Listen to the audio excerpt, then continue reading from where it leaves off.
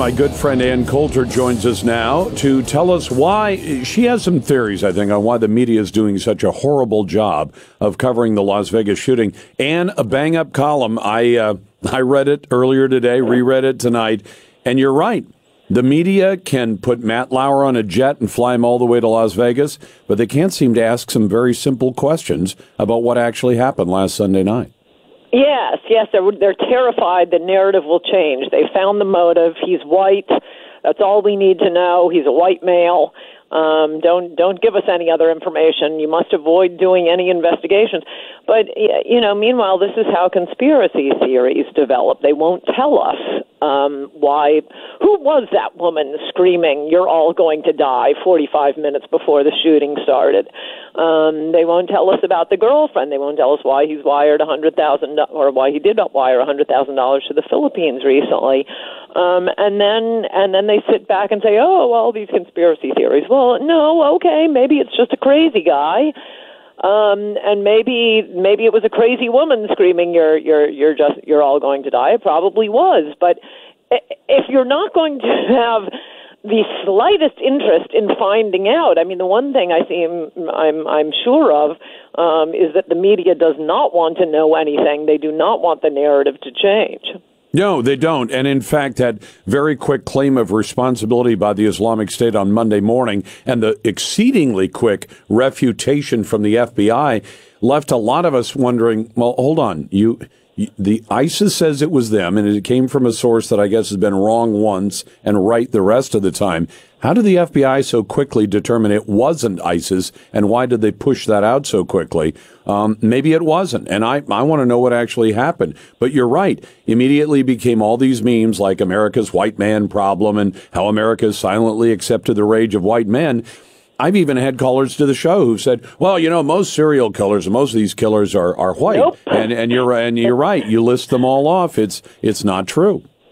No, it isn't true for mass killers or serial killers, but the media just go through history and show us only the pictures of the white mass killers.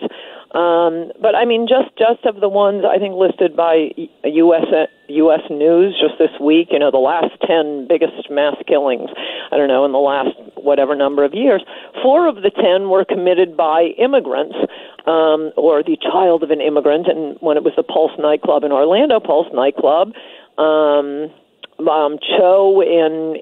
at University or Virginia Tech, I guess it was, San Bernardino, and Fort Hood.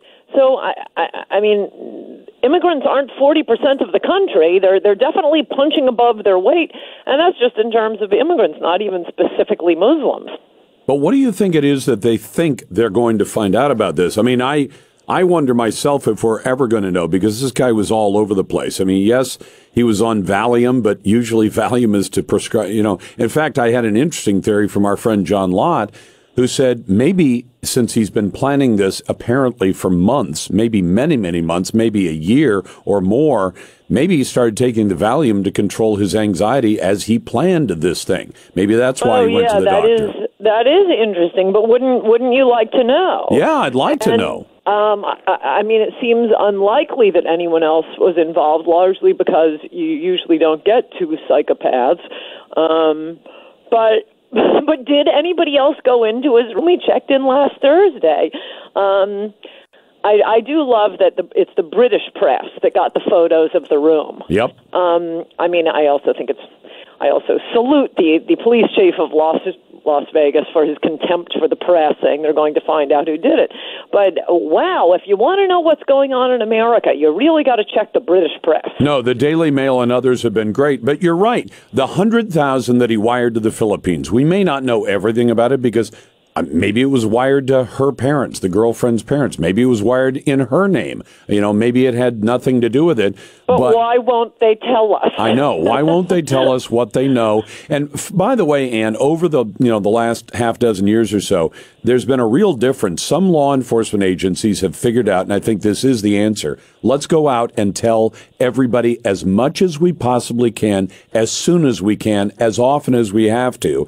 And it usually ends up being better. when they hold all the details back. Well, I'm sorry, that's under investigation. We can't tell you. And I get that answer all the time when I call law enforcement. And I think, you guys could save yourself a lot of the crazy conspiracy theories and the other, trips down, one rabbit hole or another if you just tell us what you know.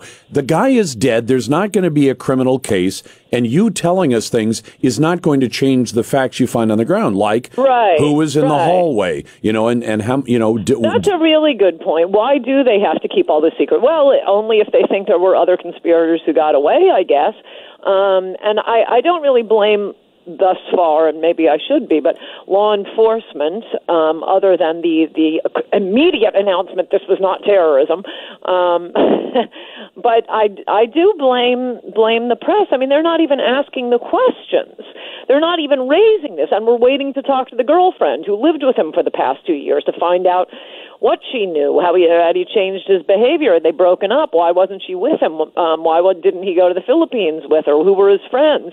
How many people knew about all the guns he was collecting? Can't we find out any of this? Well, and I don't know that I necessarily trust her either. With 2 data points, she apparently said to the FBI, communicated that she had said he was always the perfect gentleman and just a very nice guy. And then you hear, but we had already heard a day earlier that when he went to the Starbucks, he didn't mind upbraiding her in public, and really treating her in a very lousy way, at least on enough occasions to be memorable to the Starbucks employees who said, oh, no, he treated his girlfriend like garbage and we saw them all the time. And then she comes out and says, oh, no, he was a great guy. Very friendly, very nice. Yes, you're right. But it is odd that most of the press, who, as you point out, after the Duke lacrosse case, came right out and gave us chapter and verse on everything you ever wanted to know about every one of the kids on the team in a case that appeared to fit the media narrative. That is, women taken advantage of by a bunch of rich, privileged kids in college. And that one fit. This one doesn't fit, so they don't know what to do with it. Remember when it was just an amusing meme going around Twitter with Trump beating up an icon of CNN. Wow, what did it take, 24 hours for CNN to find the anonymous Twitterer who had created the meme and threatened to out him? Yep. And yet in this case, you can't find much of anything about either one of these people, the girlfriend or him. And I don't know, I know that a lot of us will want to jump right to what were his politics? From what I understand, he wasn't registered Republican or Democrat. He was apparently an independent. And his brother, who seems like a pretty normal guy, said, yeah, my brother was kind of apolitical. Well, Ann, you and I both know there are, unlike people like you and me, there are an awful lot of apolitical people in America. They vote, but they're not hanging on every word of Chuck Schumer. Well, I feel sorry for them.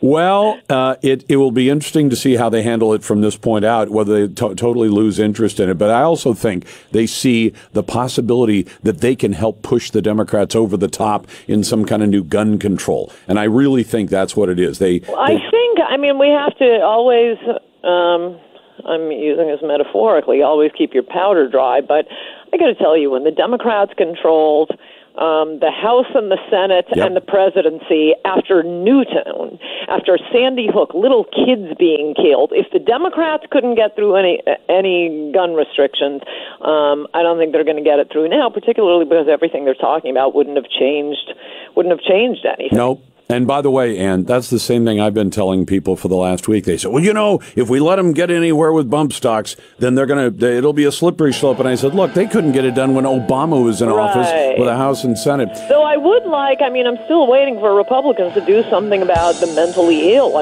We have seen an increase in these mass shootings since the deinstitutionalization movement in the 70s. Let's change the civil commitment laws. Ann Coulter, in Trump We Trust. You've got the Lars Larson.